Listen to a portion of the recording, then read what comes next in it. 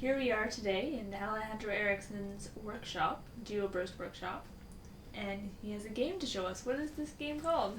That card game is called sumZ, and that's what I want to tell you about today. Okay, so how do you play Zero Sums? sumZ is very easy to set up. So basically, players are going to sit around a table which has, with this mini deck, you just spread out the cards like this, so you don't have to worry about shuffling them. And on the table, the players are going to look at these 7 cards. Now, because all players are looking at these cards at the same time, they're trying to find certain sets of cards, they can't move or touch these cards unless they actually find one.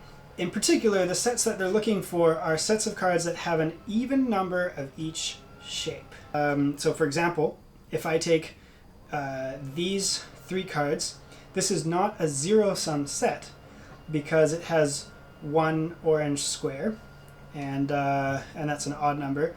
It does have 2 hearts and 2 circles and 2 stars, so in those shapes we're okay, but it's not okay in terms of triangles, squares, and pentagons. So let me give you an example that actually is a set here. If we take these 3 cards, we have an even number of pentagons, stars, circles, and triangles. So if I'm a player and I see this, I say 0, and that's because I've found a zero-sum set, which I'll explain why we call it that in a minute. And so I show all the other players that it has the right number of shapes, of each shape, and I take it. So that's an even number of each shape. So okay, so that's the way to verify a set. Now, that isn't quite the whole story. Okay, so are there any special strategies to Zero Sums? It's really good that you asked that because the rules don't explain how to play the game at all.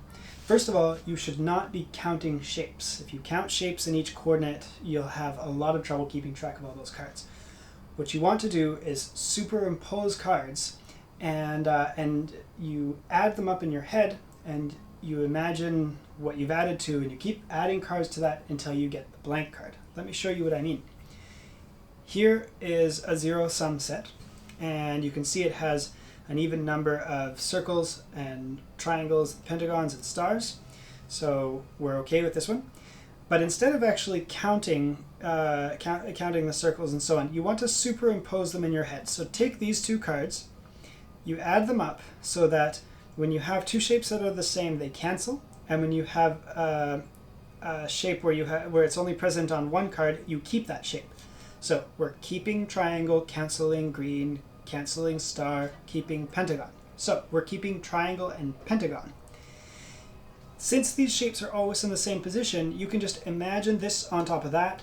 That's that line. These 2 things disappear, and we're keeping this and this. That's this card over here. If we didn't have this card, we would imagine this card. Keep it in your head, and keep looking for it among the cards that are left. That's the first and foremost piece of strategy. The other major thing that I use is I try to eliminate cards from the table.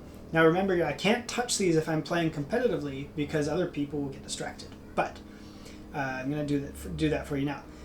This orange one here, this is the only card with an orange square, so it can't be in any set with an even number of orange squares because there's 1.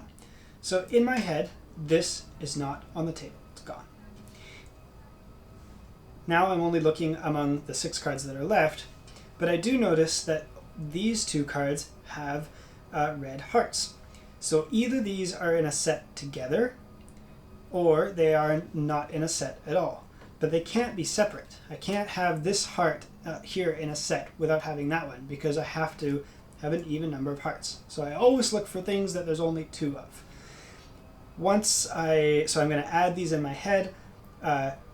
Keep triangle, cancel circle, cancel heart, keep star. So I'm going to have triangle star. I'm imagining that card in my head.